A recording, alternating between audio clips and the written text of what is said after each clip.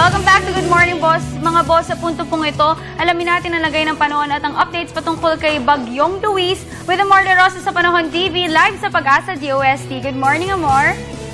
Morning Pilipinas, live mula sa Pag-asa Weather and Forecasting Center. Ito na po ang latest sa lagay ng ating panahon. Nagkaroon na po ng kaunting pagbabago sa lokasyon po ng Bagyong Luis sa patuloy po natin binabantayan. Alas 5 pa ng umaga, inaasahan po ito o nakita po ito ng Pag-asa sa layong 120 kilometers northwest ng Lawag City. Taglay po nito ngayon lakas ng hangin nga abot ng 120 kilometers per hour at pagbugso nga abot naman ng 150 kilometers per hour. Inaasahan po ang patuloy itong pagkilos, yan po ay pa west-northwest pa rin sa bilis naman na 30 kilometers per hour. Kung mapanatili po nito ang kanyang taglay na movement at yan nga po maaari pong ito ay makalabas na ng tuluyan sa ating Philippine Area of Responsibility. Yan po ay anumang oras ngayong umaga. Kaya patuloy po kayong tumutok dito lang po sa Panahon TV para po malaman natin kung matutuloy nga ba ito ngayong araw. Samantala, bukas po ng umaga, inaasahan po ito sa layong 811 kilometers west-northwest ng Lawag City. Bagamat ito nga pong si Bagyong Luis ay nandito na po sa may West Philippine Sea at patuloy pong lumalayo dito sa ating landmass, meron pa rin pong nakataas na public storm warning signals ang Pag-asa. Signal number 3 nga po, yan po kabilang po dito ang Ilocos Norte kung saan meron po tayong inaasahan na lakas ng hangin nga abot ng 101 to 185 kilometers per hour. Sa loob po yan ang hindi bababa sa 18 hours. Samantala, nakataas naman po ang signal number 2 dyan po yan sa may Cagayan, ganoon din po dito sa Babuyan, Kalayaan Group of Islands, pati na rin po dito sa may Apayao, Kalinga, Abra, Mountain Province, at pati na rin po sa may Ilocos Sur. So eto po mga kababayan, kapag po ang area ninyo ay kabilang po dito sa nasa ilalim ng Public Storm Warning Signals number 3 and Signal number 2, inaasahan po natin dyan ang pagkakaroon ng stormy o masungit na panahon.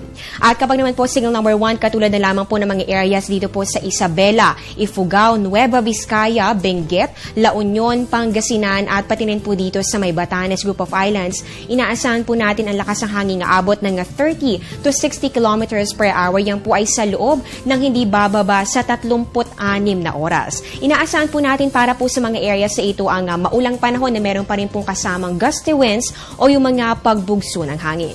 At ngayong alam na po natin ang inaasahan lagi ng panahon para po sa mga areas na nasa ilalim ng ating public storm warning signals. Alamin po natin ang inaasahan namang weather condition para po yan sa natitira pang bahagi ng ating bansa. Katulad na lamang po dito sa atin sa Metro Manila at sa natitirang bahagi pa po ng Luzon, makakaranas po tayo ng patuloy pong pagpapaulan nito pong hanging habagat o southwest monsoon dahil nga po sa patuloy po na pag-ira ng Bagyong Luis dito po sa loob ng ating area of responsibility ay nahahatak pa rin po nito o napapalakas niya itong ating hanging habagat na siyang magpapaulan naman sa ilang bahagi pa po yan ng Luzon. Dito naman po sa Visayas, ganoon din po dito sa buong Mindanao, inaasahan po natin ang generally fair weather. Ibig sabihin po nito, makakaranas po tayo ng bahagya hanggang sa maulap na kalangitan na meron lamang pong posibilidad ng mga pulo-pulong pag-ulan o pagkidlat pagkulog. At mamaya po mga kababayan, alamin po natin paano nga ba ang naging pagkilos ng Bagyong Luis nang yan po ay nanatili dito sa Philippine Area of Responsibility. Magbabalik po kami matapos ng isang paalala. Nasa labas pa lamang ng ating Philippine Area of Responsibility ay minomonitor na po natin ang lagay ng mga sama ng panahon na posibleng pumasok. Dito po yan sa loob ng ating Philippine Area of Responsibility. At sa puntong ito, alamin po natin, magkaroon lang po tayo ng short recap sa naging pagkilos ng Bagyong Luis. Dito po yan sa ating farm. Noong September 11, 2014, ito po isa pa lamang low-pressure area at yan po ay namataan sa layong 600 kilometers from the eastern boundary ng ating area of responsibility.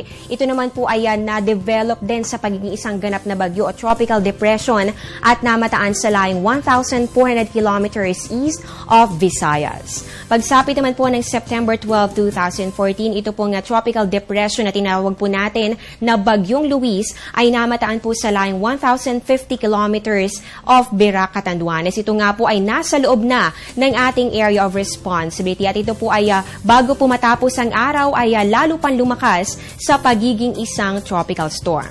Sumapit naman po ang September 13, 2014, itong si Bagyong Luis ay nabigyan na po natin ng international name dahil nga po ito ay isa ng tropical storm. Ito po ay namataan sa layong 364 kilometers northeast ng Virac, Catanduanes. Noong bandang hapon naman, ito po ay nasa layong 500 kilometers east of Virac, Catanduanes. At sa parehong araw po, ito po ay lalo pang lumakas sa pagiging isang ganap na typhoon.